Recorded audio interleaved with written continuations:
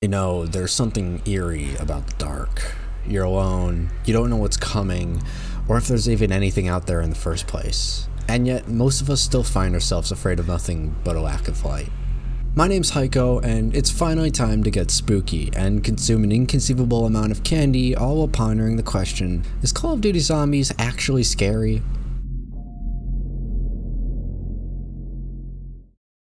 Now, you might be thinking, Hyko, you think Call of Duty Zombies is scary? What are you, a pussy?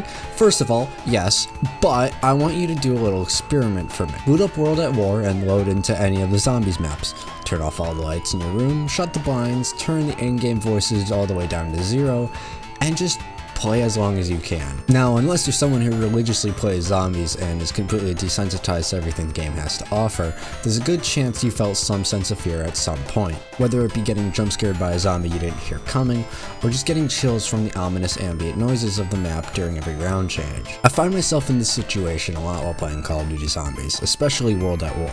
I mean, a map so simple and iconic as Nocturne can still send shivers down your spine, granted you're not playing one of the many remakes. Like I said earlier, even though I'm a bit of a pussy, I still absolutely love zombies. I mean, hell, I even have a Hellhound version of my character Locke, specifically for Spooky Month. So you'd think with me being a huge fan of all the spooky shit, I wouldn't get scared by Call of Duty Zombies, right?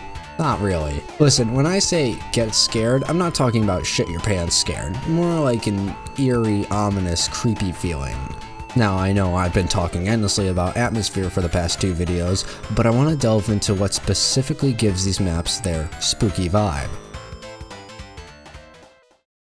In my opinion, the 4 World at War maps are the closest the series has gotten to scary, and I think a good place to start would be with the OG, ye olde faithful Nocturne. Since the map launched with the base game of World at War and was unlocked by beating the campaign, it's safe to say that a lot of people play this map. Also, real quick, let's go back to the point I just mentioned. Spoilers for World at War, a game that came out 13 fucking years ago. Imagine this, it's late at night and you just spent the entire day playing the campaign for World at War. And as you and Rezanov plant the USSR flag and watch the credits roll, you relax and reminisce about the amazing experience you just had.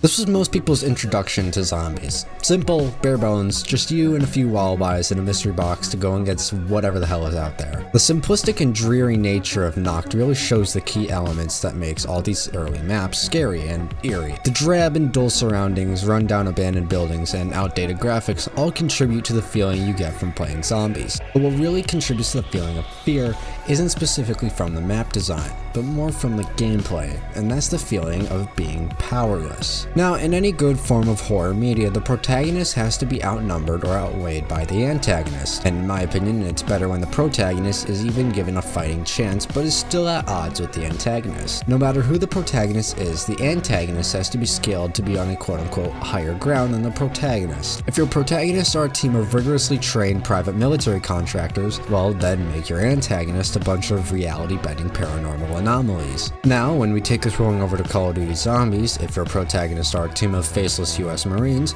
or a sergeant in the USS Army, a captain of the Imperial Japanese Army, a psychotic German doctor and Nazi Major General, and a US Marine whose name is literally fucking Tank, then you'd make the antagonist an endless horde of the undead.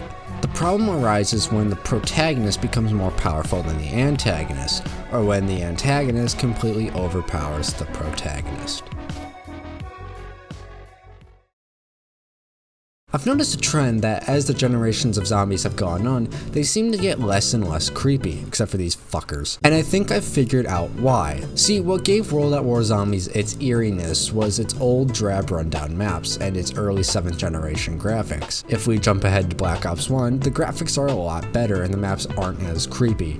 I mean, what's more creepy, an abandoned German insane asylum or a lush and vibrant jungle? that may or may not be on Mars. What I'm trying to say is that the more bright and colorful maps are a lot less creepy than the gray and drab maps of old. Along with that, as the generations of zombies have gone on, they seem to get easier, to me at least. I think that most Zombies players, casual and competitive alike, will agree that World at War was the series' peak of difficulty. Even with the fact that 3 out of 4 maps had a 24 zombies per round limit, the glitchy and prototype nature of World at War makes it so that the player is definitely at a disadvantage to the zombies, but they still have a fighting chance, which, like I mentioned earlier, is one of the key elements to making good horror media. Now, if we look at, say, Black Ops 3, the protagonist is definitely at an advantage. Also, I'm in no way trying to shit on BO3 Zombies. It's one of my favorite games out of the entire zombie series. Now, with everything said, I think it's time I finally answer the question of, is Call of Duty Zombies actually scary? No, not really. I know I just spent the whole video blabbering on about how Call of Duty Zombies is scary, and in theory, it is. But in reality, most of the time, it's just not. I mean, maybe it's just the fact that I've been playing zombies since I was 7, but to me and most people, the game mode just doesn't have the spook that it's going for.